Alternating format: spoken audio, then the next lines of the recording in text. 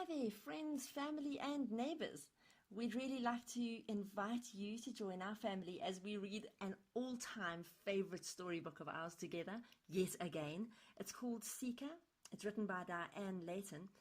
I'd really encourage you to get your own copy of this, but since you probably don't have it yet, why don't you join us? This is not a professionally recorded and edited audiobook. It's just us here at home, huddled together on the couch, enjoying some fun family time, and we thought you might like to join us. So I really hope that you all enjoy this time as much as we will, and please get yourselves a copy of it. It is not expensive. It is a worthwhile investment in your family. Here we go with Seeker by Diane Layton. Chapter 1. Seeker opened his window and took a deep breath of the fresh morning air. Perfect, he thought. I can't wait to get on that roller coaster again today.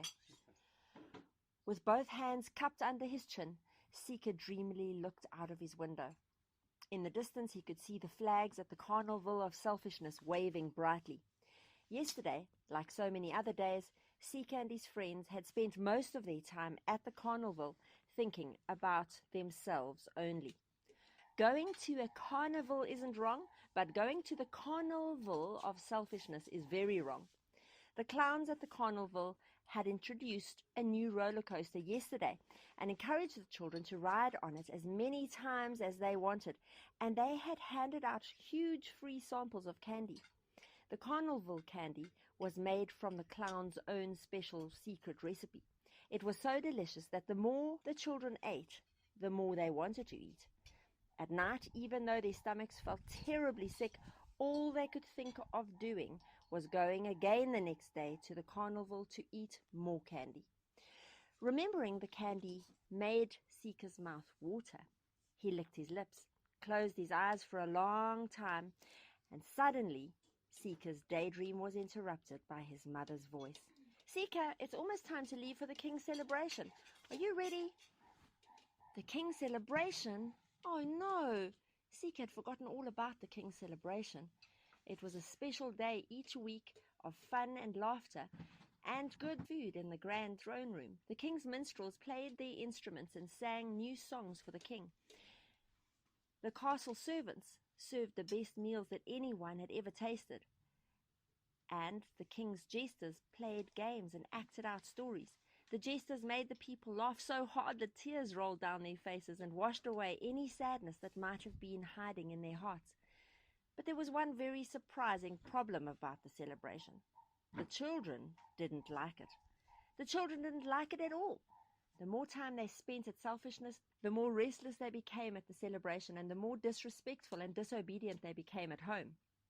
The only thing that really mattered to the children of the kingdom was themselves. Seeker's mother called again. "Are you ready, Seeker?" Seeker sighed. "Well, I guess I can just forget about the candy and the roller coaster for today." He reached in the closet for his celebration clothes and slammed the door. Seeker's mood was dark and quiet as he walked with his mother, Contentment, and his older sister, Moira, through the village streets. When they reached the big rock at the base of the straight and narrow path, Seeker couldn't bear it any longer. He stopped and pleaded with Contentment. "Mom, do I have to go to the King's celebration?" Contentment tried to control her surprise. She cleared her throat and said, "Moira, you go on ahead. Your brother and I need to have a little talk." When Moira was well on her way up the path, Contentment turned to her son. "Seeker, you know very well that we go to the King's celebration every week. We've been going every single week for years, ever since the King brought us out of the village of fear and into his kingdom. What's the matter with you?" "I want to go to carnival today," Seeker whined. "It seems to me that you have been spending far too much time at that carnival lately, Seeker." "But Mom, the King's celebration is boring." Contentment shook her head sadly. "Oh, Seeker, if only you would get to know the King. Then you would love going to his celebration."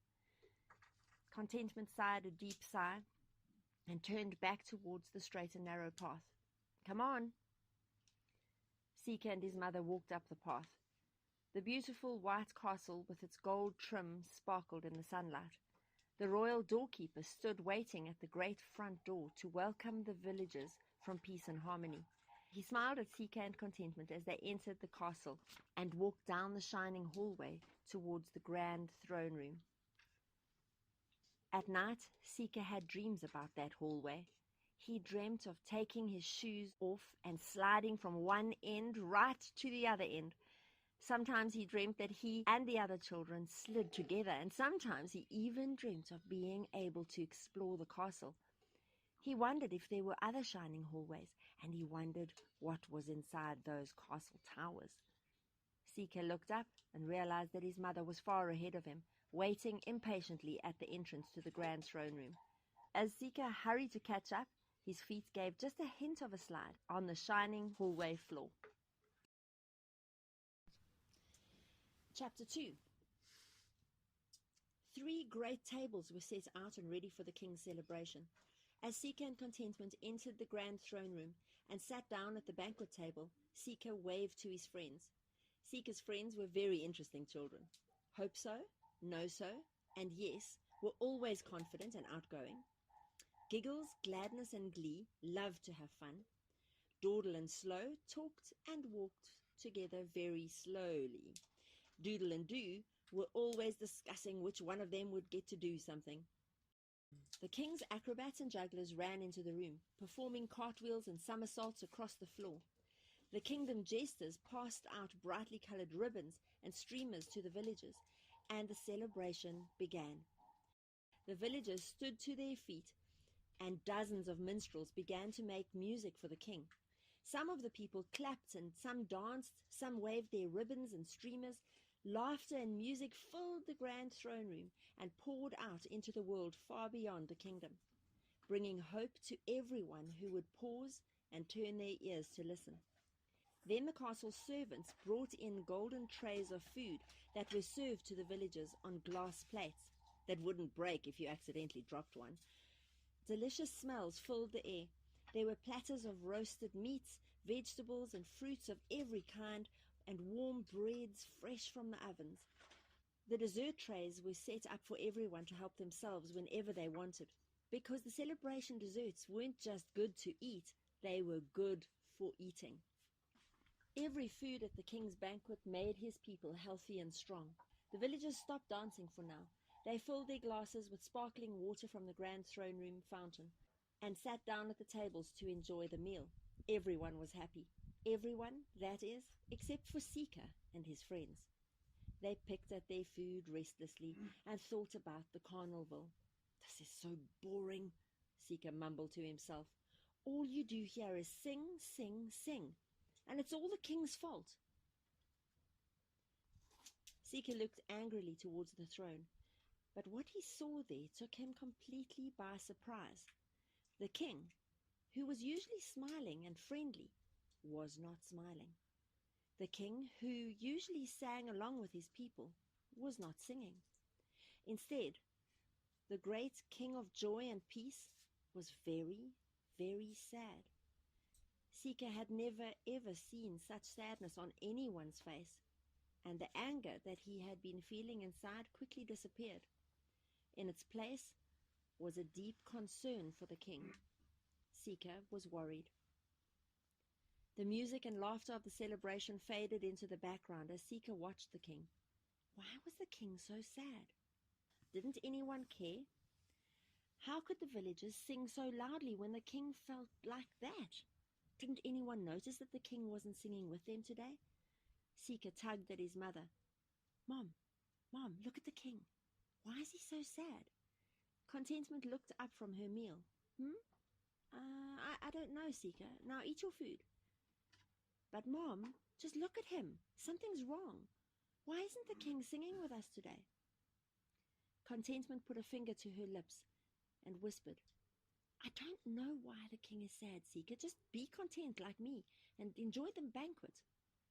Then Contentment saw the hurt look in Seeker's eyes. "Don't worry, Seeker," she said. "If something's bothering the king, he'll take care of it." Seeker started to nibble at his meal. but he couldn't stop thinking about the king. He looked back towards the throne. It just didn't make any sense. There, surrounded by laughter and singing of his people, the king was sad. Why? Then Sika realized that the king was looking at the third banquet table. Villagers from Peace and Harmony filled every seat at the other two tables, but the third table was empty. It was filled with food, but no one was there to enjoy it. While Sika wondered about that, the most amazing thing happened. Suddenly, the king turned and looked right at Sika, leaned forward, and winked at him. Sika's eyes grew big with surprise. He tugged hard at his mother. Mom, the king, he winked at me. Oh, that's nice, Sika. Now eat your food. But Mom, the king winked at me. He actually winked at me. A finger to her lips and a glance from his mother made Sika turn back to his meal. He munched quietly for a few moments and then, ever so carefully, he turned his eyes again towards the king. A wave of delighted surprise washed over him. The king was still looking right at him. When Sika's eyes met his, the king leaned forward and winked again. Mom, the king, he winked at me again. That's nice, Sika. Now eat your food. Sika ate his food, but he kept looking at the king. The king looked at Sika. Sika looked at the king, and something began to happen deep in Sika's heart.